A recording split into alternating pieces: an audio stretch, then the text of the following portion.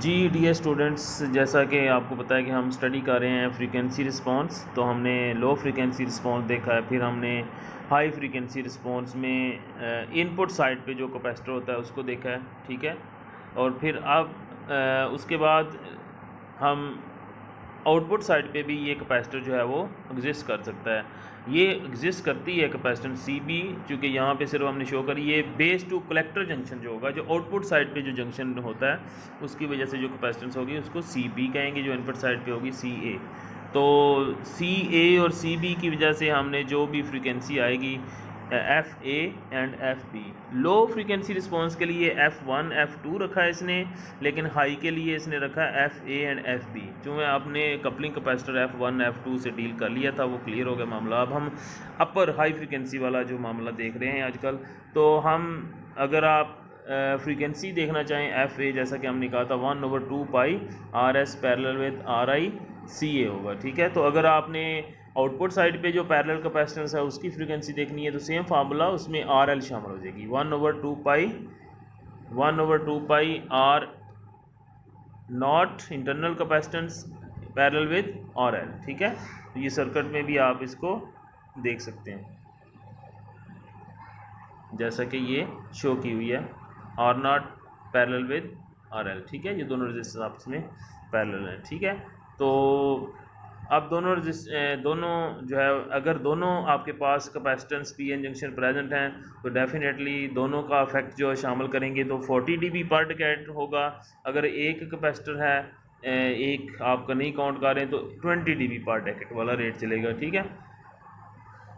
ठीक है, इसके बाद आप इसको रिस्पांस को अगर देखना चाहें, जैसा कि आउटपुट हाई फ्रीक्वेंसी रिस्पांस में अगर ये लाइन की स्लोप पहले ये वाली स्लोप आ रही है, ठीक है, ये 20 dB है। अगर आपके पास एफ एच यानी हाई क्रिटिकल फ्रीक्वेंसी जो है एफ ए के बराबर है, लेकिन एफ बी जो है वो बाद में शुरू होता है 10 डेकेड के बाद, यहाँ से एफ बी जो है क्रिटिकल फ्रीक्वेंसी शुरू होती है। तो इसके बाद जो रेट होगा डेफिनेटली दोनों फ़िल्टर जो हैं, दोनों कैपेसिटर अफेक्ट करना शुरू करें तो 40 dB हो जाएगा। लेकिन यहाँ से यहाँ तक सिर्फ एक अफेक्ट कर रहा है, चूँकि एक की रेंज में आ रहा है, सिर्फ एफ ए जो है अफेक्ट कर रहा है, ठीक है, जब F A less than F B है। लेकिन जब बराबर हैं दोनों, अगर दोनों एट ए टाइम शुरू कर देंगे तो आपका रेट उसी वक्त 40 dB के हिसाब से डिक्रीज़ होना शुरू हो जाएगी गेन, ठीक है। इसी तरह फेज़ अगर शिफ्ट आपने देखना है तो फेज़ भी उसी तरह -180 में जाएगा। तो एफ़ ए यहाँ से शुरू करेगा, फिर एफ़ बी, और उसके बाद रेट जो है आपका डबल हो जाएगा, ठीक है। इसी तरह अगर आपने फ्रीक्वेंसी फाइंड करनी है या गेन अटेनुएशन फाइंड करनी है, उसके लिए ये फार्मूलाज हैं, ठीक है। उसके बाद ये एक हेडिंग नज़र आ रही है, उसमें लिखा है माइलर इफेक्ट कैपेसिटेंस। ये माइलर एक साइंटिस्ट है, उसने ये दावा किया है कि जो कैपेसिटेंस होती है इनपुट साइड पे जो नज़र आती है पैरेलल में पी एन जंक्शन की, वो और गेन पे भी इफेक्ट, गेन का भी उस पर इफेक्ट होता है। दूसरा उसने ये कहा है कि आउटपुट की जो कैपेसिटेंस है उसका इफेक्ट इनपुट पे है। और अच्छा, उसका एक जो मेन पॉइंट है, उसने कहा कि जो एक सी सी कैपेसिटेंस होती है जो कि हम आउटपुट और इनपुट को हम फीडबैक करते हैं, जो कि इन्वर्टिंग में हम लगाते हैं, जिस तरह ये है सी सी कैपेसिटेंस। माइलर ने ज़्यादा फोकस किया है कि आपकी जो इनपुट साइड पे पैरेलल कैपेसिटेंस है उसमें सी सी कैपेसिटेंस जो कि आउटपुट और इनपुट के साथ कनेक्ट होती है, इसका भी इफेक्ट होता है। और ये गेन पे भी, गेन के साथ भी इसका रिलेशन है, ठीक है। और आउटपुट साइड पे देखेंगे तो इनपुट वाली कैपेसिटेंस का भी रिलेशन है और सी सी का भी इफेक्ट है, ठीक है। तो माइलर ने जो माइलर क्या है, माइलर साइंटिस्ट ने जो हमें बताई है फार्मूला, वो यहाँ पे है, यहाँ पे हम इसको डिफ़ाइन कर सकते हैं। The input admittance is exactly same as would be if the capacitance having value CC1 minus AV 1 minus AV were connected between the input and ground, instead of capacitance CC connected between the input and output. In the other words, far as the input signal is connected, capacitance connected between the input and output has the same effect as the capacitance magnified by the factor 1 minus AV। कहता है वो magnified capacitance नज़र आती है, and connected so that the shunt capacitance, input की जो shunt capacitance हमें नज़र आ रही है, this magnification feedback capacitance reflected to the input side, ये मैग्नीफाइड कैपेसिटेंस जो सी नज़र आती है वो मैग्नीफाइड होती है, इनपुट साइड पे नज़र आएगी। This is called Miller effect, ठीक है। And the magnified capacitance, magnified value C C into 1 minus A V is called Miller capacitance और denoted by C M, C M के साथ इसको डिनोट करते हैं माइलर कैपेसिटेंस। माइलर कैपेसिटेंस जो है वो is relatively only for inverting amplifier में कहता है, आपको ज़्यादा नज़र आएगी, चूँकि हमने 1 माइनस ए वाला फार्मूला लिखा है तो 1 प्लस ए वी हो जाएगा, ठीक है। As A V is negative number and the magnification factor 1 minus A V is equal to the plus magnified A V, ठीक है।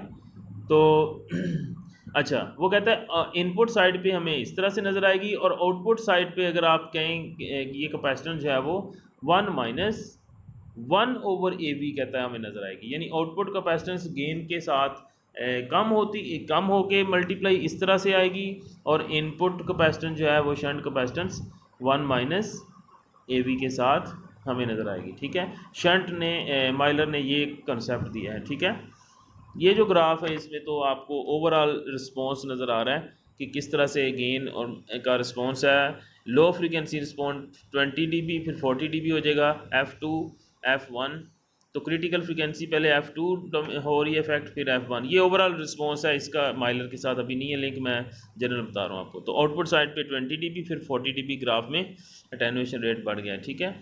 और इसी तरह जो फेज़ का चेंज है आपका 180, चूँकि दो कैपेसिटर होते हैं, कपलिंग कैपेसिटर की वजह से ये रिस्पॉन्स आ रहा है, ये इंटरनल कैपेसिटेंस की वजह से रिस्पॉन्स आ रहा है, ये वाला ये नेगेटिव है, ठीक है। ये माइनस प्लस 180 से माइनस 180 तक आप जाएंगे, ठीक है। लो रिस्पॉन्स हाई रिस्पॉन्स दोनों आपके पास टोटल फ्रीक्वेंसी रिस्पॉन्स है, ठीक है। ये माइलर का आपने जो याद रखने वाली चीज़ है वो है ये इक्वेशंस, कि अगर आपसे कहा जाए कि find the equation, find the critical frequency of given circuit, तो उसमें आपके पास कैपेसिटेंस जो है वो आपने फाइंड करनी होगी C A dash C B dash. अब सी ए डैश जो है वो आपके पास इफेक्टिव आपकी शंट कैपेसिटेंस है इनपुट साइड की, C B dash effective shunt capacitance output side पे, ठीक है। C A plus 1 minus A V C C, ये जो आपके पास नज़र आ रहा है ये वाला जो फैक्टर, अगर मैं इसको मार्कर से थोड़ा सा दिखाता हूँ,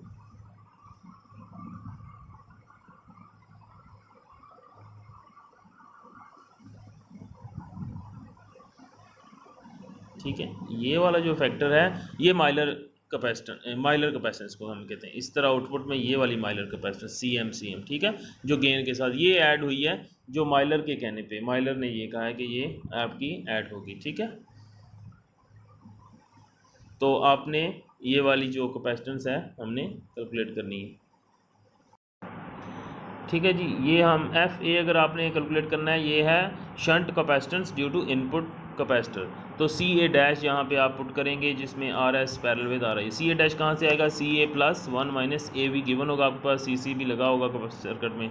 इसी तरह आपके पास अगर आउटपुट साइड वाली फ्रीक्वेंसी चाहिए, ठीक है, आउटपुट शंट कैपेसिटर की वजह से आपको अपर क्रिटिकल फ्रीक्वेंसी आपने फाइंड करनी है एफ बी डैश, तो 1/2 pi R not parallel with R L. C A dash कैसे निकालेंगे, इसमें सी बी डैश आना चाहिए था, आई थिंक सो। तो इसमें सी बी डैश जो है C B plus 1 minus 1 over A V into C C आप कैलकुलेट करेंगे, ठीक है। अब इन दो फ्रीक्वेंसी में से डोमिनेंट इफेक्टिव कौन सी होगी, आपको पता हाई रिस्पॉन्स है, तो सबसे जो स्मॉलर वैल्यू होगी वो पहले इफेक्ट करना शुरू हो जाएगी, ठीक है। स्मॉलर वैल्यू पहले इफेक्ट करना शुरू हो जाएगी, जो लार्जर वैल्यू है वो बाद में इफेक्ट करेगी, ठीक है। तो आप एक तो स्मॉलर वैल्यू को आप पिक कर सकते हैं अगर आपसे क्रिटिकल फ्रिक्वेंसी दोनों में से एक आपने सेलेक्ट करनी है तो, या आप ये फार्मूला यूज़ कर सकते हैं जिनमें दोनों की वैल्यू पुट करेंगे तो एक एवरेज जो है वो वैल्यू आएगी जो कि एफ एक स्मॉलर के करीब आएगी, ठीक है। तो इसकी एग्जांपल जो है वो सिंपल हम अगर करें, the inverting amplifier shown in figure 922 has a gain V L over V I -200, gain given है -200, find its upper critical frequency, upper cut off frequency सिर्फ आपने फाइंड करनी है। सर्किट आपके सामने है, ठीक है। सर्किट एक एम्पलीफायर का सर्किट है, सारा कुछ इसमें जो है लगा हुआ है। सर्किट के कंपोनेंट 40 माइक्रो पिको फैरेड जो है इनपुट, शंट कैपेसिटेंस है 15 पिको फैरेड जो है वो आउटपुट है, और सीसी जो फीडबैक है वो 20 है। ठीक है, तो आपके पास रेजिस्टेंस गिवन है। हम स्टार्ट करते हैं। हमने सबसे पहले फाइंड करना है क्रिटिकल फ्रिक्वेंसी। क्रिटिकल फ्रिक्वेंसी का फार्मूला आपके सामने है, F A and F B. F A के लिए हमें सी ए डैश चाहिए। सी ए डैश के लिए आपको यूज़ करना पड़ेगा ये फार्मूला, और इस फार्मूले आपको तो 1 minus A V into C सी जो है वो प्लस सी ए आपने लिखना है। ठीक है, तो सी ए जो है आपके सर्किट में इनपुट साइड पे 40 picofarad plus 1 minus sorry C C, आप पहले सी एम माइलर कैपेसिटेंस अगर आपने कैलकुलेट करनी है तो ये है C C into 1 minus A V. 1 minus A V आपके पास 200 है, तो ये 40-20 पिको फैरेड, ये आपका सी एम है। ठीक है, तो आपका सी एम क्या चीज़ है, ये वाली जो सारी चीज़ है यहाँ से ये सारी क्या चीज़ है आपके पास सी एम है। ठीक है, 1 minus A V into C C, ये हमने कैलकुलेट कर लिया। ठीक है, उसके बाद आपने अगर सी ए शंटिंग कैपेसिटेंस फाइंड करनी है तो आप सिंपली क्या लिखेंगे, सी ए प्लस जो आपने माइलर कैपेसिटेंस कैलकुलेट की। ठीक है, तो ये आपके पास 40 प्लस समथिंग जो आपके पास टोटल आपके पास इनपुट कैपेसिटेंस जो है वो आ जाएगी। ठीक है, अब आपने इससे क्रिटिकल फ्रिक्वेंसी अगर कैलकुलेट करनी है, ठीक है, तो वो कैसे कैलकुलेट करेंगे,